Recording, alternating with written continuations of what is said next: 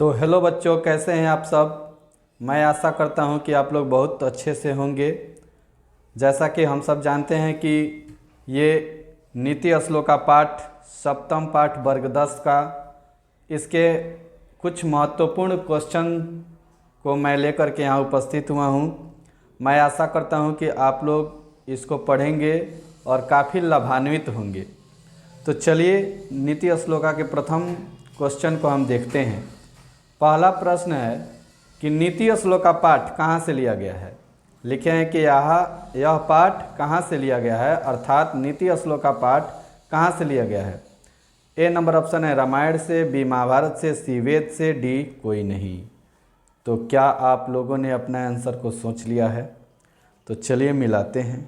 तो इसका सही आंसर होगा महाभारत से, यानी कि नीति श्लोका जो पाठ है ये महाभारत से संबंधित है।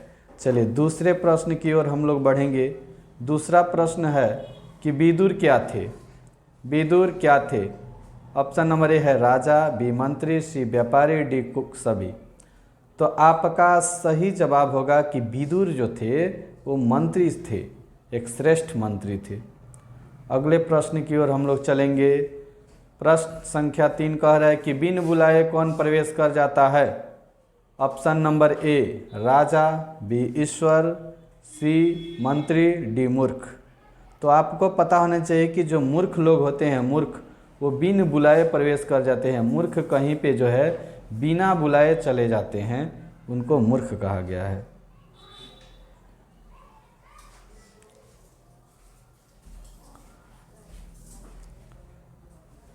चार नंबर क्वेश्चन है कि नरक के कितने द्वार होते हैं। नरक के कितने द्वार बताए गए हैं। तो आप लोग जब पाठ्य पुस्तक को पढ़ेंगे तो पता चलेगा कि काम, क्रोध और लोभ, अर्थात 3 गो ये जो है इनको नरक के द्वार बताया गया है। अर्थात ऑप्शन नंबर आपको सी हो जाएगा 3। नरक के कितने द्वार होते हैं? 3। अगले प्रश्न की ओर हम लोग बढ़ेंगे। अगले प्रश्न है उत्तम शांति क्या है। उत्तम शांति क्या है, किसे कहा गया है उत्तम शांति? तो ऑप्शन नंबर ए है इसका विद्या, बी धन, सी क्षमा, डी सभी। तो उत्तम शांति क्षमा को बताया गया है। अगर किसी को आप क्षमा कर दीजिएगा तो वहाँ से बातें आगे नहीं बढ़ती है और आपको शांति महसूस होती है। अगले प्रश्न संख्या 6 है कि सबसे बड़ी सुख क्या है। सबसे बड़ा सुख किसे कहा गया है। तो इसका ऑप्शन नंबर ए है क्षमा, बी हिंसा, सी अहिंसा, डी विनम्रता। तो अपने पाठ्य पुस्तक के आधार पर जवाब जब आप ढूंढेंगे तो पता चलेगा कि अहिंसा को सबसे बड़ी सुख बताया गया है। आपको पता होना चाहिए कि अहिंसा, गांधी जी अहिंसा के पुजारी थे। अर्थात अहिंसा का अर्थ होता है कि जो मार काट झगड़े झंझट नहीं करे उसको अहिंसक कहते हैं। चलिए अगले प्रश्न की ओर हम लोग देखेंगे। प्रश्न संख्या 7 कह रहे कि धर्म की रक्षा किससे होती है। तो आप लोग पाठ में पढ़े थे कि धर्म की रक्षा सत्य से होती है। सत्येन रक्षते धर्मो विद्या योगेन रक्षते मिर्जा रक्षते रूपम कुलम वृत्तेन रक्षते, यानी कि सत्य से धर्म की रक्षा होती है। चलिए ऑप्शन नंबर सी इसके लिए सही है। अगले प्रश्न संख्या 8 कह रहा है कि विद्या की रक्षा किससे होती है। तो आपको पाठ में बताया गया था कि विद्या योगेन रक्षति। विद्या की रक्षा किससे होती है? योग से, अर्थात अभ्यास से, यानी कि ऑप्शन दिया गया है सत्य से, विनम्रता से, धर्म से, योग से। तो इसका सही आंसर होगा योग से। विद्या योगेन रक्षति, विद्या अभ्यासेन रक्षति। तो ऑप्शन नंबर डी सही है। अगला प्रश्न 9 कह रहा है कि रूप की रक्षा होती है। रूप की रक्षा होती है किससे? आचरण से, मृजा से, दोनों से, कोई नहीं। तो इसका सही आंसर हो जाएगा कि रूप की रक्षा मृजा से होती है। मृजा का अर्थ होता है कि स्वच्छता से, उपटन आदि द्वारा रूप की रक्षा की जाती है। अगले क्वेश्चन की तरफ बढ़ते हैं। क्वेश्चन है कि पंडित कहा जाता है। पंडित किसे कहा जाता है। इसका ऑप्शन दिया गया है कि प्राणियों के रहस्य को जानने वाला, ए नंबर ऑप्शन है। बी है मनुष्यों के उपायों को जानने वाला, सी है कार्यों के कौशल को जानने वाला, डी है सभी। तो आपको पता होना चाहिए कि हम लोग पाठ में पढ़े थे कि पंडित किसे कहते हैं। तो पंडित जो है प्राणियों के रहस्य को जानने वाला, और मनुष्यों के उपायों को जानने वाला, सभी कार्यों के कौशल को जानने वाला को, ऐसे व्यक्ति को पंडित अर्थात ज्ञानी कहा गया है। इसलिए इसका ऑप्शन नंबर डी यानी कि सभी सही होगा। चलिए अगले प्रश्न की ओर हम बढ़ेंगे। प्रश्न अगला है, किसके कार्यों को ठंडी, गर्मी, भय, भावुकता, समृद्धि तथा असमृद्धि कोई भी प्रभावित नहीं कर सके? जिसके कार्यों को ठंडी, गर्मी, भय, भावुकता, समृद्धि तथा असमृद्धि कोई भी प्रभावित नहीं कर सके उसे क्या कहते हैं? चलिए इसका ऑप्शन हम लोग देखेंगे।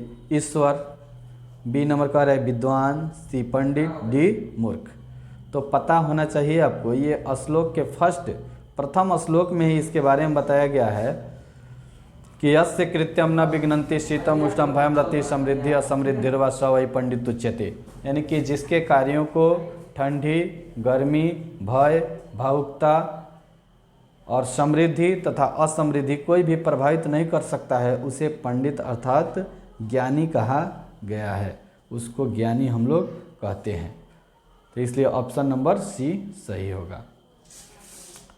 अगले प्रश्न को देखते हैं। 12 नंबर प्रश्न है कि परम श्रेय कहा गया है। परम श्रेय किसे कहा गया है? परम श्रेय, तो ऑप्शन नंबर ए है विद्या को, बी है धर्म को, सी है शांति को, डी है कोई नहीं। तो आपको पता होना चाहिए कि परम श्रेय एको धर्म परम श्रेय पढ़ाया गया था। एको धर्म परम श्रेय, एकमात्र धर्म को जो है सर्वश्रेष्ठ बताया गया है। और विद्या को परम तृप्ति कही गई है। उत्तम शांति क्षमा को कहा गया है। तो इस प्रकार इस 12 नंबर का जो आंसर हो जाएगा धर्म हो जाएगा। एको धर्म परम श्रेय, एकमात्र धर्म जो है सबसे श्रेष्ठ होता है। आगे हम लोग चलेंगे। परम तृप्ति किसे कहा गया है? परम तृप्ति किसको बताया गया है? ऑप्शन नंबर ए है धन को, बी धर्म को, सी क्षमा को, डी विद्या को। परम तृप्ति क्या है? तो आप लोगों ने अपने आंसर को सोचे हैं तो मिलाइए। परम तृप्ति जो है विद्या को कहा गया है। विद्या को परम तृप्ति कहा गया है, यानी कि परम संतुष्ट देने वाली होती है विद्या। आगे हम लोग चलेंगे। 14 नंबर क्वेश्चन, स्त्रियों को कहा गया है, स्त्री को क्या कहा गया है? गृहस्य श्रिय यानी कि घर की लक्ष्मी, गृह दीप्त्य घर को दीप्तमान बनाए रखने वाली यानी कि प्रकाशित करने वाली, सी नंबर है पूजनीय, डी नंबर है सभी। तो इसका सही जवाब हो जाएगा ऑप्शन नंबर डी सभी, यानी कि स्त्री को घर की लक्ष्मी, गृह दीप्त्य घर को प्रकाशित करने वाली, पूजनीय सभी कहा गया है। आगे हम लोग चलेंगे प्रश्न संख्या 15 की ओर। 15 का है किस प्रकार के पुरुष आसानी से मिल जाते हैं? कठोरवादी न, प्रियवादी न, मूर्ख, सभी। तो पाठ्य पुस्तक में बताया गया था कि प्रियवादी न जो है ये हमेशा लगातार सतत रूप से मिल जाएंगे। तो ये ऑप्शन नंबर बी सही होगा। आगे 16 नंबर क्वेश्चन देखेंगे। किस प्रकार के पुरुष दुर्लभ होते हैं? किस प्रकार के पुरुष दुर्लभ होते हैं? ऑप्शन नंबर ए कह रहा है कि अप्रिय लेकिन पथ्यकारी बोले, बी नंबर साधा मधुर बोलने वाले, सी दोनों, इनमें से कोई नहीं। तो इसका सही आंसर होगा जो अप्रिय बोले लेकिन पथ्यकारी बोले, सही रास्ते पर बोले, ऐसे पुरुष कम ही मिलते हैं। आगे चलते हैं प्रश्न संख्या 17 की ओर। प्रश्न संख्या 17 कह रहा है कुल की रक्षा किससे होती है? कुल की रक्षा किससे होती है? सत्य से, स्वभाव से, आचरण से, संस्कृति से। तो हम लोग अपने पाठ्य पुस्तक में पढ़े हैं कि कुल की रक्षा आचरण से होती है, अच्छे आचरण से। तो ऑप्शन नंबर सी सही होगा। अगले 18 नंबर क्वेश्चन है कि विनम्रता किसको नाश कर देती है? विनम्रता किसको नाश कर देती है? पराक्रम को, कीर्ति को, अकीर्ति को या सभी? तो आपको पता होना चाहिए कि विनम्रता जो है अकीर्तिम हंति, विनय जो है विनय अकीर्तिम हंति, यानी कि विनम्रता अपयश को नाश कर देती है, यानी ऑप्शन नंबर सी सही होगा। आगे चलेंगे 19 नंबर क्वेश्चन कह रहा है कि पराक्रम किसको नाश कर देता है? पराक्रम किसको नाश कर देता है? अपयश को, यश को, अनर्थ को, क्षमा को। तो हम लोग पढ़े थे पराक्रम जो है अनर्थ को नाश कर देता है। आगे 20 नंबर का है अच्छे आचरण से किसका नाश हो जाता है। तो अच्छे आचरण से किसका नाश होता है, अलक्षण का, लक्षण का, दोनों, इनमें से कोई नहीं। तो अच्छे आचरण जो है अलक्षण का या कुलक्षण का नाश कर देता है, यानी कि ऑप्शन नंबर ए अलक्षण, अलक्षण को नाश कर देता है अच्छे आचरण। तो इसी के साथ वीडियो की समाप्ति करता हूँ। जय हिंद, जय भारत।